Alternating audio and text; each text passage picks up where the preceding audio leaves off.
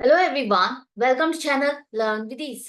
आज का टॉपिक है इश्यू ऑफ डिबेंचर्स और हम सॉल्व करेंगे question number 19, chapter 9 TS Grewal की बुक से class 12 accounts. Online sessions, online classes के लिए आप मुझे स्क्रीन पर दिए गए नंबर पर व्हाट्सएप कर सकते हो अपना नाम और क्लास। अगर आप टीएस ग्रेवाल के साथ साथ डीके गोयल बुक को फॉलो कर रहे हो तो चैनल की प्लेलिस्ट को क्लिक करो, आपको न्यू एडिशन के सॉल्यूशंस अपलोडेड मिलेंगे। साथ में ही कम्युनिटी सेक्शन में एमसीक्यूज मिलेंगे क्विज की फॉर्मेट में और एमसीक्यूज के सॉल्यूशंस शॉर्ट्स में। तो बहुत कुछ है चैनल पर, विजिट द चैनल। अच्छा लगे तो शेयर और सब्सक्राइब जरूर करना। क्वेश्चन में दिया है कि रिलायंस लिमिटेड एक कंपनी है जिसने एक मशीन खरीदी 1,35,000 की। इसकी कंसीडरेशन, इसकी जो पेमेंट है वो कैश में या बैंक से पेमेंट नहीं की जा रही, कंपनी के डिबेंचर्स उसको अलॉट कर रही है। दो कंडीशन दी है, अगर वो एट पार मतलब फेस वैल्यू पर देती है या वो डिस्काउंट देती है 10%, तो दोनों केसेस में कितने डिबेंचर्स उनको अलॉट किए जाएंगे और जर्नल एंट्रीज क्या होगी यही आपको बतानी है। तो फर्स्ट केस, अगर एट पार मतलब फेस वैल्यू पर अलॉट किए जाते हैं डिबेंचर्स, तो कितने डिबेंचर्स होंगे। देखो, हमें 1,35,000 की पेमेंट करनी है। इसकी पेमेंट हमें डिबेंचर से करनी है, जो डिबेंचर हमारा 100 रुपए का है। 100 रुपए फेस वैल्यू है। एट पार का मतलब फेस वैल्यू, और फेस वैल्यू हमारी 100 रुपीज है। तो इसकी पेमेंट करने के लिए हमें कितने डिबेंचर अलॉट करने होंगे। 1,35,000 डिवाइडेड बाई 100, मतलब हम पब्लिक को कितने रुपए में दे रहे हैं डिबेंचर। 100 रुपए में दे रहे हैं। अगर किसी को भी डिबेंचर खरीदना है उसे 100 रुपए पे करने होंगे, 100 रुपीज, तो उसको एक डिबेंचर मिलेगा। तो इस हिसाब से 100 रुपीज का एक डिबेंचर है आपका, तो 1,350 डिबेंचर्स उनको अलॉट किए जाएंगे जिससे आपने मशीनरी खरीदी। किससे खरीदी नाम नहीं दिया है, तो वेंडर जिससे आपने मशीनरी खरीदी उसको 1,350 डिबेंचर्स आप अलॉट करोगे। आप ये मान के चलोगे कि इन डिबेंचर्स पर आपको पूरा पैसा मिल चुका है, और ये जो जिन्होंने मशीनरी बेची है वो ये मान के चलेंगे कि उनको पूरी पेमेंट मिल गई। तो एक तरह से हमने कैश में आपस में ट्रांजैक्शन नहीं की, मशीनरी जिसने दी उसको हमने डिबेंचर्स दिए और हमने उससे कैश की जगह मशीनरी ली। आप ये भी मान सकते हो कि जैसे आपने पब्लिक को ऑफर किए डिबेंचर्स, और डिबेंचर्स आपने ये ऑफर किए पब्लिक को, पैसा आपको मिला। अब आप उस पैसे का क्या करोगे, आप जाकर के या तो एसेट खरीदोगे या कहीं इन्वेस्ट करोगे। तो हमें जिससे मशीनरी खरीदनी थी, हम इस पैसे को लेकर गए, मशीनरी खरीदी।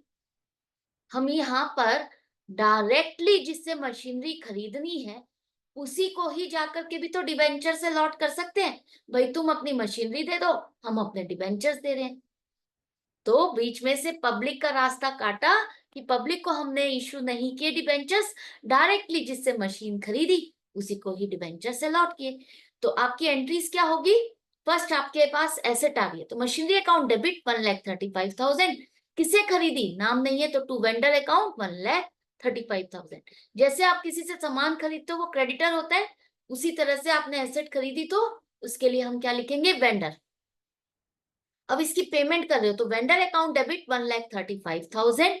अब आपके पास ये डिबेंचर्स आप दे रहे हो, बैंक या कैश अकाउंट होता तो क्रेडिट करते, अगर आप बैंक से या कैश पेमेंट करते तो कैश या बैंक अकाउंट आपका क्रेडिट होता।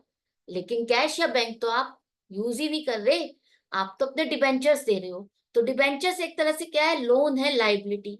और अगर आप वैसे भी किसी को पेमेंट नहीं करते तो आपकी लोन और लाइबिलिटी होती है ना। तो उसी तरह से आपने एक तरह से इससे लोन ले लिया कि भैया मैं तुम्हें बाद में पेमेंट कर दूंगा। तो 1,35,000 रुपीज के इस तरह से कंफर्म्ड सिक्योर्ड एक तरह से लोन ले लिया कि हाँ, हमने इतने पैसे के डिबेंचर्स उनको इशू कर दिए जिसको एक टाइम पीरियड के बाद रीपे किया जाएगा। फिर से समझो, मशीनरी खरीदी 1,35,000 की जिसकी आपको पेमेंट करनी है। पेमेंट करने के लिए आपने कैश या बैंक से पेमेंट नहीं की, आपने उससे डिबेंचर से लॉट कर दिए। डिबेंचर से लॉट कर दिए जिस पर आप क्या करते हो, पब्लिक को इशू करते हो तो पैसा इकट्ठा करते हो, एक तरह से लोन इकट्ठा करते हो कि हमें लोन मिला जिसकी रीपेमेंट करोगे आप एक टाइम पीरियड के बाद। उसी तरह से हमने यहाँ पर भी जिससे मशीनरी खरीदी उसको डिबेंचर अलॉट किए, एक तरह से उससे लोन ले लिया कि मशीनरी खरीदने के लिए हमने पेमेंट नहीं की, हम उसका ये मान के चल रहे हैं कि लोन अकाउंट चल रहा है और वो डिबेंचर के फॉर्म में आपने उसको अलॉट कर दिया, जिस पर उसको इंटरेस्ट मिलेगा और एक टाइम पीरियड के बाद उसकी ये पेमेंट भी रीपे की जाएगी। तो ये केस आपको अच्छे से समझ में आ गया। तो लोन की अमाउंट 1,35,000 है, एसेट हमारे पास 1,35,000 की मशीनरी आ गई, वेंडर से वेंडर खत्म हो गया। इसी तरह से अगर एट डिस्काउंट है तो एट डिस्काउंट अगर 10% है मतलब 10 रुपीज का डिस्काउंट है, ठीक है।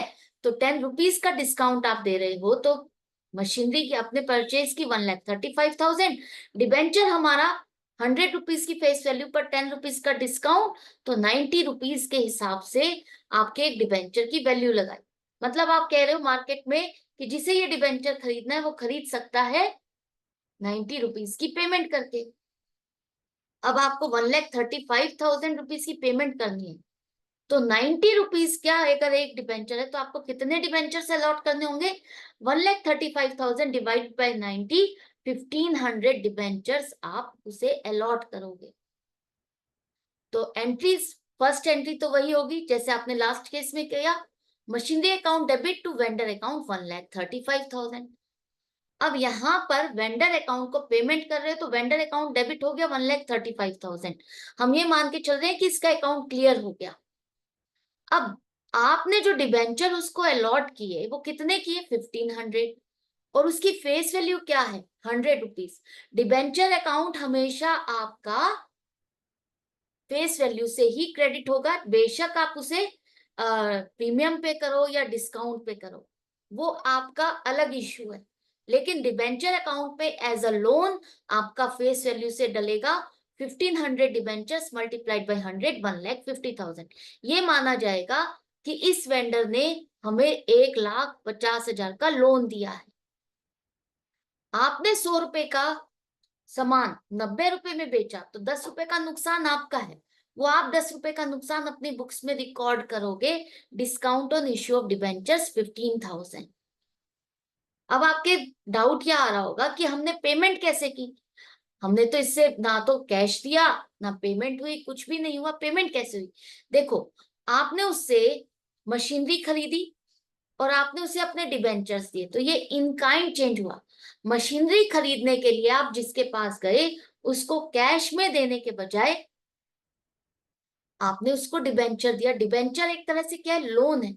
आप ये मान के चल रहे हो कि उसने आपको ये मान लिया है कि लोन दे दिया है कि वो आपसे पेमेंट बाद में ले लेगा, क्योंकि लोन की पेमेंट आप एक टाइम पीरियड के बाद करोगे, डिबेंचर्स की पेमेंट आप एक टाइम पीरियड के बाद करते हो। तो ये माना जाएगा कि इसने हमको एक तरह से लोन दे दिया है जिसकी हम रीपेमेंट एक टाइम पीरियड के बाद करेंगे।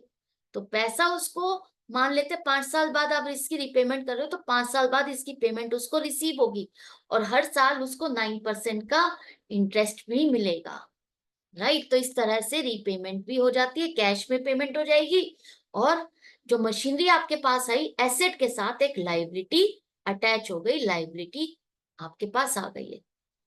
तो जरूरी नहीं है कि हम पब्लिक को ही इशू करें, हम किसी से एसेट खरीदते हैं तब भी हम उनको डिबेंचर अलॉट कर सकते हैं लोन के रूप में, राइट। आई होप ये क्वेश्चन आपको अच्छे से समझ में आ गया, कॉन्सेप्ट क्लियर हो गया है, जहां पे भी डाउट था क्लियर हो गया होगा। अब जो पेमेंट की जाएगी वो 1,35,000 नहीं 1,50,000 पेमेंट की जाएगी। तो इसी तरह से कनेक्टेड रहो, सीखते रहो। मिलते हैं नेक्स्ट वीडियो में नेक्स्ट क्वेश्चन के साथ। लेकिन लास्ट में एक जो एंट्री रह गई उसको करना मत भूलना, ये डिस्काउंट हमारा खर्चा है, इस खर्चे को देखो, मशीनरी तो आपके एसेट में आ गई, डिबेंचर्स आपका लाइबिलिटीज में आ गया, डिस्काउंट ये आप बैलेंस शीट में नहीं दिखाओगे। इस खर्चे को नॉमिनल अकाउंट को आपको ट्रांसफर करना होगा अपने प्रॉफिट एंड लॉस अकाउंट में, statement of profit and loss में। तो statement of profit and loss में डेबिट करो 15,000 to discount on issue of debentures, ये क्रेडिट करके खत्म कर दो। क्लियर है? तो नेक्स्ट वीडियो में मिलते हैं, प्रैक्टिस जारी रखते हैं। Good bye and take care.